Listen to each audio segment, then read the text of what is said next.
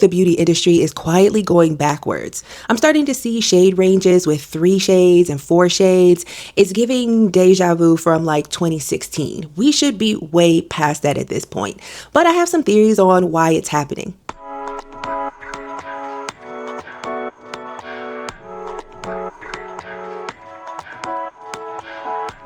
I publish videos here on YouTube and content all over social media. Follow me at Nubelease on all social media platforms, Facebook, Instagram, TikTok, Pinterest, all of that. And follow me here on YouTube. Subscribe to my channel if you like videos like this. Of course, I've been doing this Spinning the Beauty blog series since I started my YouTube channel, and it's really because I save so many product photos and little tidbits about the beauty industry and beauty community, and I've been doing that for a very long time. So I have like a little knowledge about where we've gone, like the type of releases, what we've been doing with shades and trends and products, and so I always have like a little bit of that in my mind every time I see something new. Recently, I've been seeing bronzer launches, which is what we see every spring. Looking towards summer, we're seeing bronzer drops, balms, all tints, all sorts of things like that. And that's what we typically see. But this year, I've seen new bronzer launches with like a very limited shade range. And it made me think about where we were in the beauty industry and where we've come and where we seem to be backsliding or coming back to, and not in a good way. One of the launches that I saw were the L'Oreal Lumi Bronze Soleil Sticks. This comes in just 4 shades, and by looking at the product photos and some of the images that the brand released, you would think that this would cover a pretty good shade range.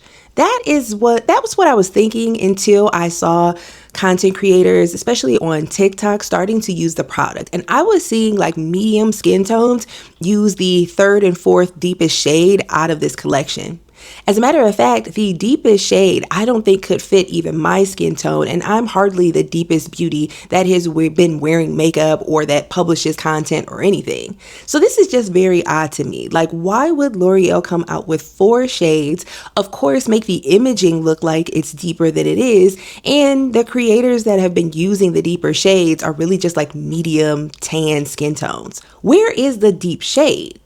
But then I thought about it and I was like, you know what? Bronzers have been looking a little funky this year. Like, we are in the midst of everything being about bronze and glow. It's always like that for spring going into summer. And I saw another launch that was like, I'm not so sure.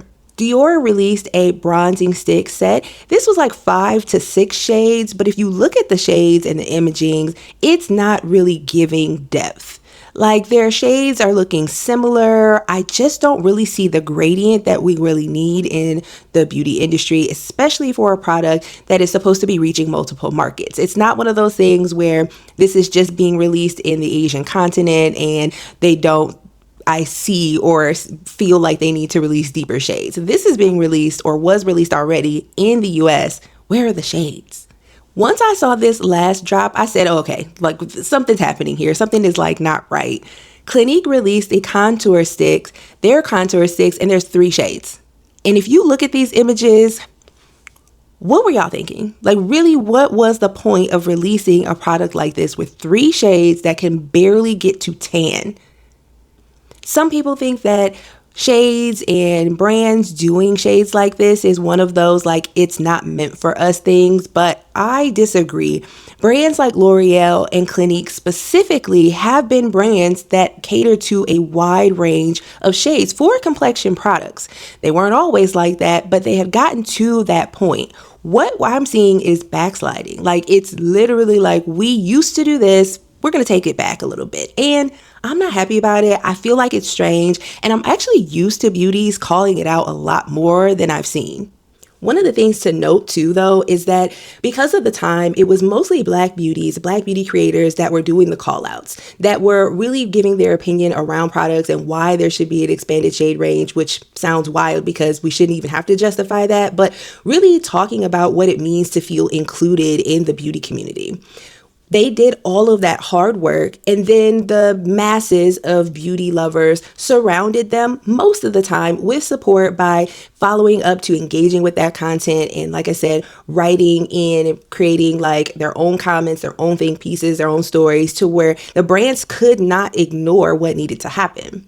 We'll talk about this in a little bit, but like just that time period was very hard for Black creators, specifically because they were pioneers in really talking about inclusion, whether it was complexion products, whether it was the advertising and branding that goes along with certain launches, even down to language, because y'all remember the 2000s and the 2010s time was really wild for like how brands were naming products. Some of them were really controversial and got a lot of backlash, but there were call outs, and most of the time it was Black beauties and brown beauties that were doing those call outs. It got to be a lot for them, to the point where many of them had to take a break and really step back from talking about things like inclusion, because it got pretty toxic. People would agree, people would not agree. I can imagine just how tiring that would be. And we'll talk about it in a second, but just as a reminder, the Black beauties were the ones who were coming out talking about this stuff. And it was a time where we all kind of got together and we saw change. Side note, I talked about this in a previous Spinning the Beauty Block episode, but Morphe did one of those like odd launches where there were tons of shades, but a lot of them were gray, a lot of them were really orange or red. If you want to check out my video, I talked a little bit more in depth about that and showed some of the advertising and pictures back from that Morphe foundation launch. I also talked about the Pure Cosmetics 100 Shades of Foundation in another Spinning the Beauty Block. If you want to dive into that more in the time and my thoughts around it and look at some of the images and what a crazy time that was, you can check out that Spinning the Beauty Block episode as well. Why might the beauty industry be going backwards in terms of shade range and inclusion? Well, I think the most obvious thing is that they're cutting costs. We know that in a post-pandemic world, there is a lot that's happened, and these companies want to do two things: cut costs and increase revenue.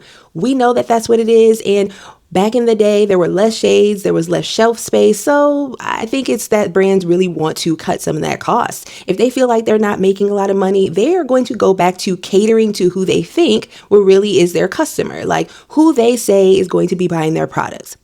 Not to mention, there are whole companies that do like market research that will let a brand know based on these sorts of demographics and this price point and this type of product, who's more likely to buy that product. I think back in the day, brands would rely on that more heavily. Now we know that there are brands that are exclusive to social media like TikTok that do amazing with products that are outside that norm, that really are loved by all, no matter like what age and race that they are. So it's changed a little bit, but I think when it comes down to it and when the brands are pushed sort of to their limits, they're defaulting back to who they feel like is going to buy the product, who they feel like their customer is. And oftentimes that leads to brown and Black people getting left out. I think the last reason of like why beauty brands are going backwards with shades and things like that, maybe just because no one really wants the smoke anymore.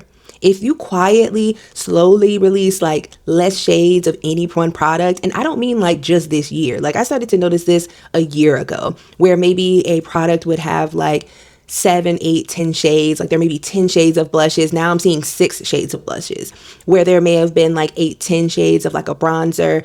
Now I'm seeing 3 and 4, which is wild.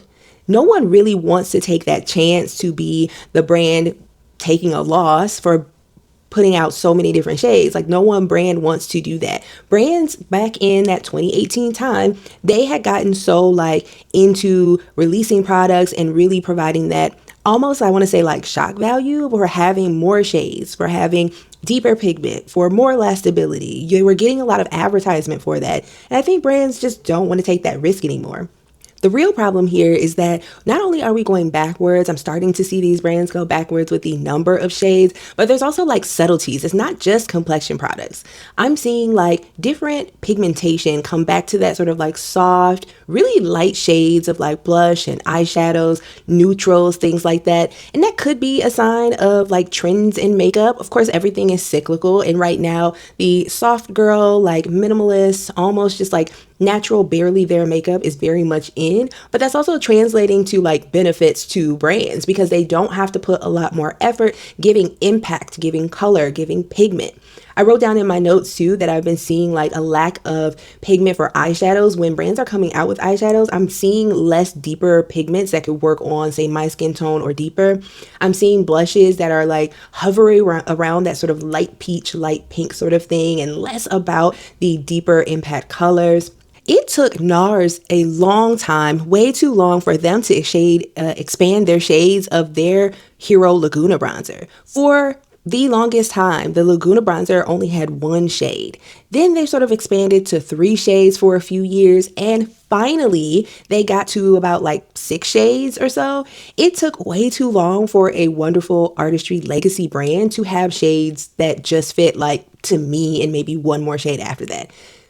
Bronzer is one of those things where I think that like there's always going to be work to be done because brands have like not wanted to expand the shades in the way that they really need to, but there had been strides made. So what can we do? As a beauty lover, I am always going to be thinking about what our options are in terms of like how do we help the community move forward. One of the things we can do is use our voice. That's what actually ended up happening the first time. Around that time where the shade ranges were terrible, small, orange, definitely did not include all of the deeper skin beauties like myself. Our voice was really the thing that forced these brands to change.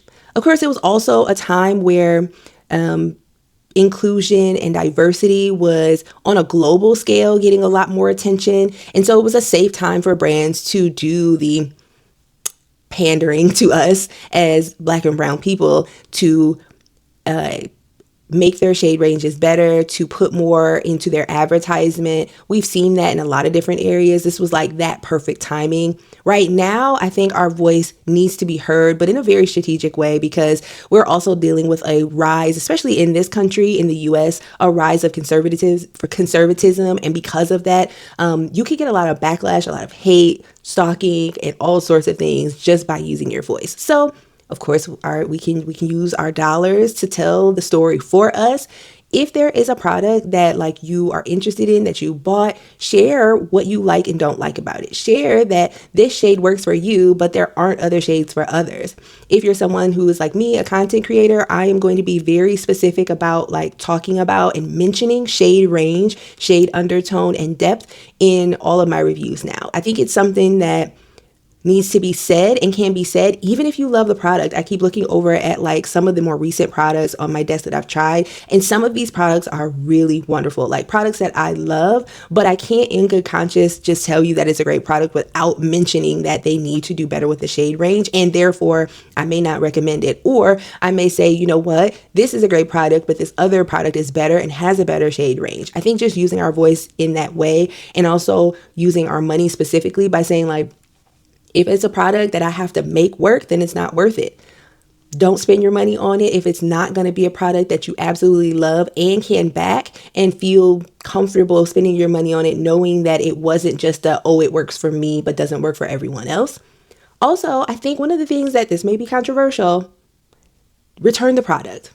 I think that like in the beauty community, like it's not frowned upon, but it's like not something that beauties tend to do, at least not publicized. But like if you opened that foundation and it was too orange and you didn't like it, take it back to Sephora. Like they have a policy around that. They will take that product back. At Ulta, take that product back. Find something different or just keep your money. Take products back that don't work for you. We don't need to just make it work just because we spent the money.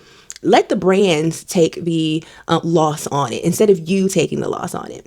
If there are other things that you think will help move the beauty community forward and like show these brands that we're not just going to take any little product they give us, let me know in the comments.